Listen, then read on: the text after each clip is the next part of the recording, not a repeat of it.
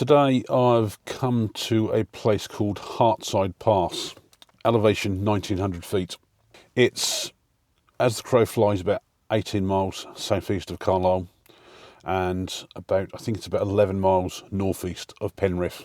I've been up here quite a few times over the years since I've lived here. I remember one time that when I used to have the motorbike on the road, that the road that comes up here is sort of like a paradise for motorbikers and car enthusiasts because of all the sheer amount of bends and hairpins. And I'll probably show a video what I did when I had the bike on the road of coming up here. It's a bit annoying really, because the forecast today was supposed to be totally clear skies from about 12 o'clock noon probably through to about midnight, and I planned to get here probably about an hour or so before sunset, get quite a few images with the clear skies and probably even possibly a time lapse or something like that, and get the images as the night sky came through showing all the stars. This morning then the forecast had changed. It was then supposed to be clear skies from about 5 o'clock with sunset at 3:45. So I thought, okay, still a chance, and then it's now moved to about 6 o'clock now for the clear skies. It's all pretty thick and everything behind me and above me. It's sort of in the distance that we've got the clear skies. But I will stay here anyway and hope that the skies break, because I do want to try and get some nighttime shots from up here. And I'll turn the camera around so that you can actually see where we are. So this is my current view, and I don't know if you can make it out on the camera here, the hills that are directly over in the distance, straight over there, very, very faint. That is actually Scotland. That's about 45 miles away. So you can see the visibility, and I've got this clear sky northwest of where I am at the moment. Directly down over this first sort of brow of hill in the dip there, that's Carlisle. On the left here, these hills here are sort of like the very, very northern part of the Lake District, and Penrith is down. You can't actually see it even if you walk around the other side of this hut. Penrith is down in the dip on that side of the hill. But you can see the cars winding across here. They'll go across to the end on the right here, and there's literally a hairpin turning which then comes up the hill to where I am here. I think what I'm going to do is just get the camera out and just go and take one or two pictures while we've got the light as it is. It's going to be nothing special because there's nothing really dramatic. So there's still no sign of the skies clearing at the minute. It's pretty cloudy behind me, but it's pretty much the same as it was before. The sun is just literally over there, just by the edge of those clouds.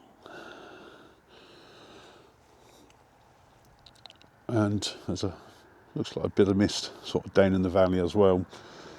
And this is what I've got here, that's sort of those hills. It's about 45 miles ahead of us over in Scotland. And I was just trying to get some pictures of the sun and to make the most of while I was here.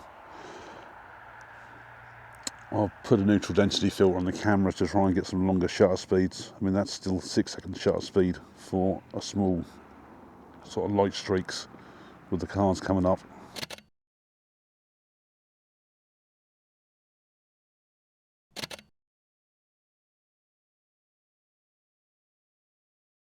It's now 5:20. Sunset was about 4:45.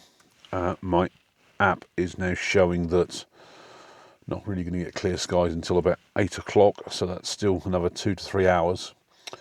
The sun has well and truly set, and I don't know how well this camera will show, but the sky has got, just literally above the horizon, has got a sort of like a very slight orange tinge to it.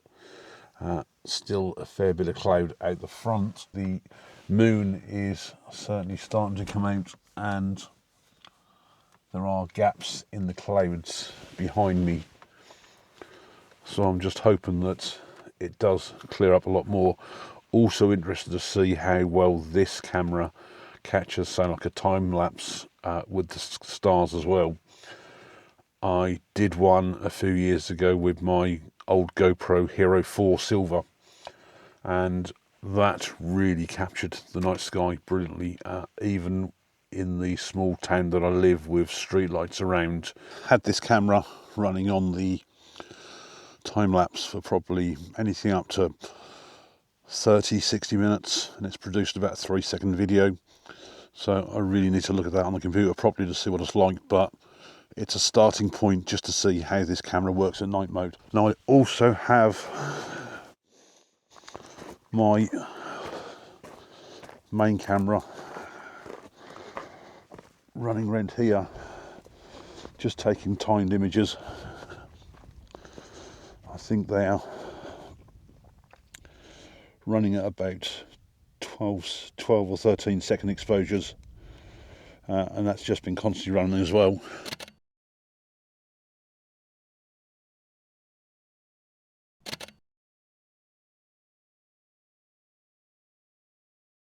The biggest problem I've got is the moonlight.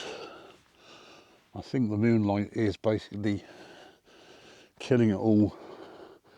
And again, I don't know how well this camera is showing up, but we've got Orion literally here in front of me, and the bright star there is Jupiter.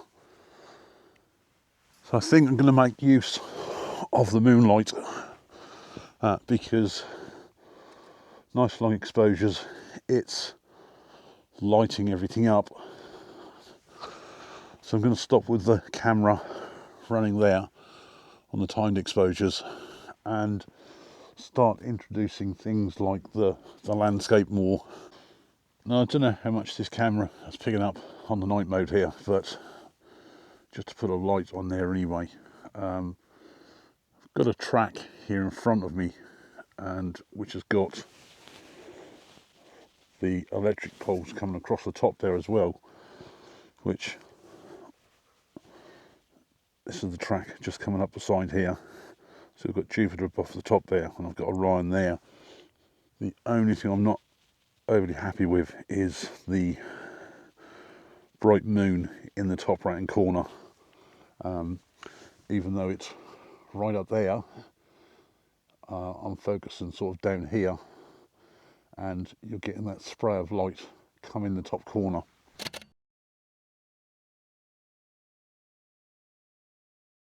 Just walked out to the entrance where I come in, so I'm actually just off the edge of the road here, and that's the sign, Hartside Summit, altitude 1903 feet. And so I've just concentrated on getting some images here. So we've got Orion up in the top right hand corner, Jupiter with the bright star in there, and at the same time as well, while I was here, I got a couple of cars come past as well.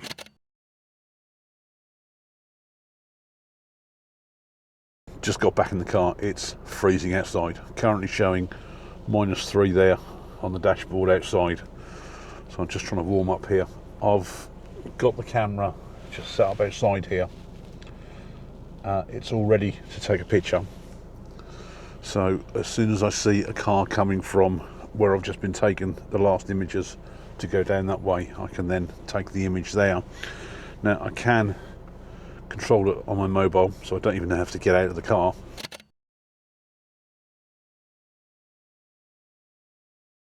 What have I got from today?